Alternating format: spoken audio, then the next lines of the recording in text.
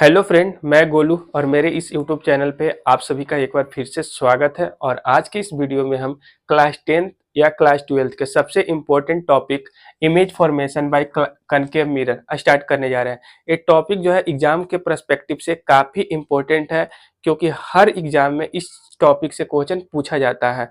तो चलिए हम समझते हैं कि कनकेव मिरर के द्वारा जो इमेज बनता है, इसका 6 कंडीशन है ऑब्जेक्ट को रखने का। तो पहला कंडीशन में हम ऑब्जेक्ट को रख रहे हैं इन्फिनिटी पे, ठीक है। तो इन्फिनिटी पे जब ऑब्जेक्ट के रखेंगे तो हम देखते हैं कि इमेज इसका कहाँ पे बनेगा। तो देखिए ये ऑब्जेक्ट है, ठीक है। इन्फिनिटी पे हम ऑब्जेक्ट को रखे हैं। यहाँ से हम दो रे निकाल रहे हैं। पहला रे जो कि प्रिंसिपल एक्सिस के पैरेलल ले जा रहे हैं हम। तो आप लोग जो है रूल पढ़े होंगे इमेज फॉर्मेशन का, कि जब कोई भी रे प्रिंसिपल एक्सिस के पैरेलल जाता है तो वो रिफ्लेक्शन के बाद फोकस से पास करता है, ठीक है। वही सेम कंडीशन हम नीचे से भी अप्लाई कर रहे हैं कि एक रे ले जा रहे हैं जो कि प्रिंसिपल एक्सिस के पैरेलल है। रिफ्लेक्शन के बाद कहाँ से पास करेगा? तो फोकस से पास करेगा, ठीक है। तो इस तरीका से जब ऑब्जेक्ट इन्फिनिटी पे होगा तो जो इमेज बनेगा वो कहाँ पे बनेगा? तो फोकस पे बनेगा, ठीक है। तो देखिए जो इमेज बनेगा ना, इसका हम कुछ प्रॉपर्टी बता रहे हैं आपको। जो इमेज बनेगा सबसे पहले तो इसका पोजीशन, इमेज कहाँ पे बनेगा? तो जो इमेज बनेगा वो इन्फिनिटी पे बनेगा, पहला, ठीक है। इसके बाद जो इमेज है इसका साइज क्या होगा? तो इसका जो साइज होगा हाईली डिमिनाइज्ड होगा, काफी छोटा बनेगा, ठीक है। हाईली डिमिनाइज्ड होगा। और तीसरा, इसका इमेज का नेचर कैसा होगा? तो जो इमेज बनेगा वो रियल और इन्वर्टेड बनेगा, ठीक है। तो देखिए ये जो हम लिखे हैं ना, ऐसे ही नहीं लिखे हैं, इसमें जो है एग्जाम से काफी ज्यादा क्वेश्चन पूछा जाता है। यहाँ पे जो इमेज का जो पोजीशन होगा ना वो फोकस पे बनेगा, ठीक है। अब हम लोग चलते हैं दूसरा कंडीशन में। Condition to. कंडीशन टू में हम क्या करते हैं? देखिए ये पोल है, ये फोकस है, ये सेंटर ऑफ कर्वेचर है। इस टाइम हम ऑब्जेक्ट को रखे थे कहाँ पे? इन्फिनिटी पे। अब हम ऑब्जेक्ट को रख रहे हैं सेंटर ऑफ कर्वेचर से पीछे, ठीक है। तो ऑब्जेक्ट को हम कहाँ रख रहे हैं? तो behind C, centre of curvature के पीछे। अब हम इसका इमेज फॉर्मेशन करते हैं। तो देखिए पहला रे वही करेंगे, प्रिंसिपल एक्सिस के पैरेलल ले जाएंगे। प्रिंसिपल एक्सिस के जब पैरेलल कोई भी रे जाता है तो रिफ्लेक्शन के बाद कहाँ से पास करता है? तो फोकस से पास करता है, ठीक है। और दूसरा रे क्या करते हैं कि हम सेंटर ऑफ कर्वेचर से लेकर के जाते हैं दूसरा रे। तो देखिए सेंटर ऑफ कर्वेचर से जब कोई रे जाता है तो सेम पाथ पे रिफ्लेक्ट कर जाता है। हम रूल में बता चुके थे, आप लोग ये रूल को ध्यान से पढ़ लीजिएगा कि जब कोई भी रे सेंटर ऑफ कर्वेचर से पास करता है तो रिफ्लेक्शन के बाद सेम पाथ पे रिफ्लेक्ट हो जाता है। तो देखिए इस कंडीशन में इमेज जो बन रहा है वो कहाँ पे बन रहा है? तो सेंटर ऑफ कर्वेचर और फोकस के बीच में बन रहा है। तो इमेज में इसका भी हम पढ़ लेते हैं प्रॉपर्टी, इमेज का क्या क्या बन रहा है। तो सबसे पहले इसका पोजीशन, इसके बाद ऑब्जेक्ट का इमेज का साइज, और इसके बाद इमेज का नेचर। आप लोग खुद भी इमेज जो है बना कैसा बना है इसको देख करके आप बता सकते हैं। तो देखिए इमेज कहाँ पे बन रहा है? तो सी और एफ के बीच में बन रहा है, यानी सेंटर ऑफ कर्वेचर और फोकस के बीच में इमेज बन रहा है। दूसरा जो इमेज बन रहा है वो रियल और इन्वर्टेड बन रहा है, ठीक है। तो इसका नेचर कैसा हो जाएगा? रियल और इन्वर्टेड। तीसरा अब इसका साइज देखते हैं। तो देखिए ऑब्जेक्ट से इमेज क्या बन रहा है? छोटा बन रहा है, यानी कि स्मॉल इन साइज। साइज इसका क्या होगा? स्मॉल होगा, ठीक है। तो पहले आप दो कंडीशन लिख लीजिए कॉपी पे, नोट करना चाहते हैं तो नोट कर लीजिए। इसके बाद बाकी का 4 कंडीशन हम बता रहे हैं।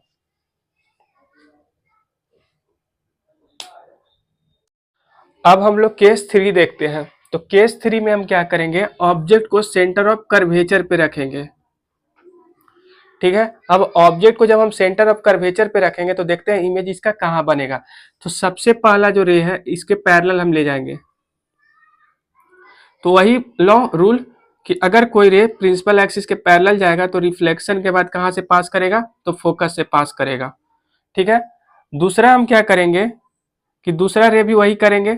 इसके जस्ट अपोजिट में क्या करते हैं? बना लेते हैं एक रे, और इसको जो है हम वही काम करते हैं, फोकस से पास करते हैं। ठीक है, इसको थोड़ा और इधर लेकर के आते हैं। तो थर्ड रूल में जो इमेज बनता है, अब इस इमेज का हम नेचर, पोजीशन, नेचर और साइज इसका जान लेते हैं। देखिए इमेज कहाँ पे बनेगा, तो ऑब्जेक्ट जब सेंटर ऑफ कर्वेचर पे था, ऑब्जेक्ट को कहाँ पे रखा गया है, सेंटर ऑफ कर्वेचर पे, तो इमेज जो बनेगा वो भी सेंटर ऑफ कर्वेचर पे ही बनेगा। तो इमेज कहाँ पे बनेगा, तो एट सी। अगर ऑब्जेक्ट सेंटर ऑफ कर्वेचर पे है तो इमेज भी सेंटर ऑफ कर्वेचर पे ही बनेगा। इमेज का नेचर जानते हैं, तो इमेज कैसा बन रहा है, तो देखिए यहाँ पे ये है ऑब्जेक्ट और ये है इसका इमेज। तो इमेज बन रहा है रियल और इन्वर्टेड, तो इमेज इसमें बन रहा है रियल और इन्वर्टेड। जो इमेज का साइज है वो इक्वल टू ऑब्जेक्ट होगा, जितना साइज ऑब्जेक्ट का होगा उतना ही साइज इमेज का होगा, तो इक्वल टू ऑब्जेक्ट। ये है कंडीशन 3। अब हम लोग समझते हैं कंडीशन 4, केस 4।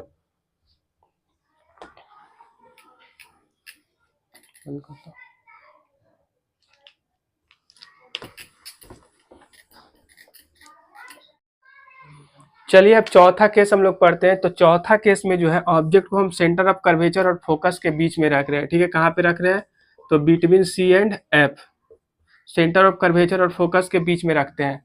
तो सेंटर ऑफ कर्वेचर और फोकस के बीच में रख रहे हैं, तो देखिए पहला तो रे हम गुजार रहे हैं प्रिंसिपल एक्सिस के पैरेलल, तो कहाँ से पास करेगा, फोकस से पास करेगा। ठीक है, और दूसरा रे को हम क्या करते हैं, सेंटर ऑफ कर्वेचर से पास करवाते हैं।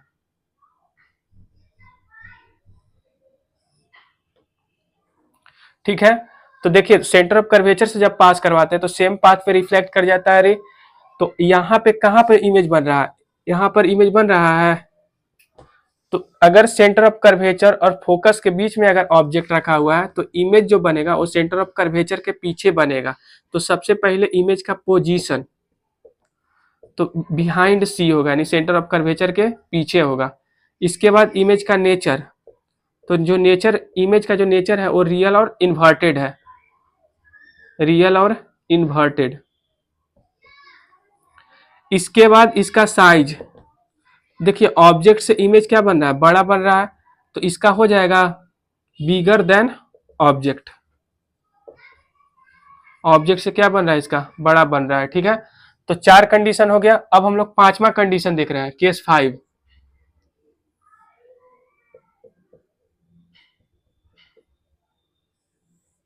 ये है पोल, ये है फोकस, ये है सेंटर ऑफ कर्वेचर। पिछले बार हम लोग फोकस और सेंटर ऑफ कर्वेचर के बीच में रखे थे, इस बार हम लोग फोकस पे रखेंगे। तो फोकस पे रखेंगे तो पहला रे कहाँ से पास करेगा, सेंटर प्रिंसिपल एक्सिस के पैरेलल, रिफ्लेक्शन के बाद कहाँ से पास करेगा, फोकस से पास करेगा। दूसरा रे हम लोग कहाँ से गुजारेंगे, सेंटर ऑफ कर्वेचर से गुजारेंगे। तो जैसे ही हम सेंटर ऑफ कर्वेचर से जब रे गुजारेंगे तो ये जो दोनों है वो कभी मिलेगा नहीं, तो कभी नहीं मिलेगा, यानी कि इमेज जो बनेगा वो कहाँ पे बनेगा, इन्फिनिटी पे बनेगा। इस कंडीशन में, 5वां कंडीशन में, 5वां कंडीशन में ऑब्जेक्ट को हम कहाँ पे रखे हैं, फोकस पे रखे हैं। तो इमेज भी जो बनेगा वो इमेज, पहला बात तो इसका पोजीशन क्या होगा इमेज का, दूसरा इसका साइज क्या होगा, तीसरा इसका नेचर क्या होगा।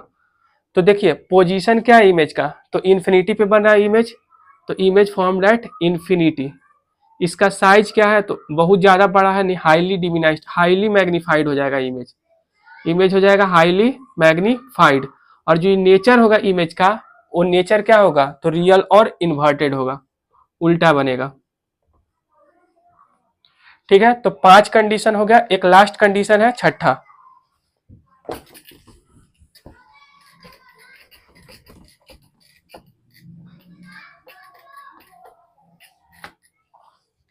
लास्ट 6 कंडीशन देख लीजिए।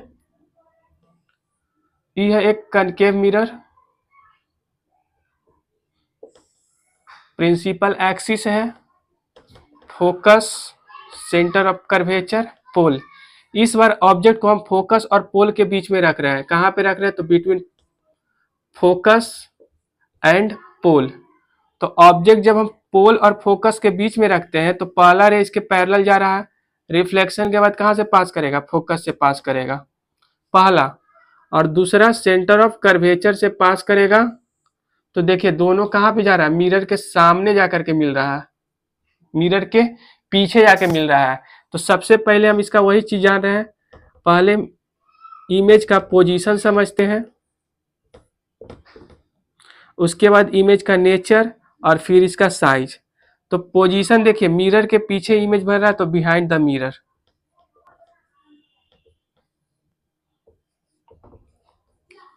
दूसरा नेचर, तो नेचर कैसा बन रहा है, सीधा बन रहा है, तो वर्चुअल और इरेक्ट, इमेज जो बनेगा वो वर्चुअल और इरेक्ट होगा। इसका साइज, तो साइज देखिए ऑब्जेक्ट से इमेज क्या है, बड़ा है, तो बिगर देन ऑब्जेक्ट।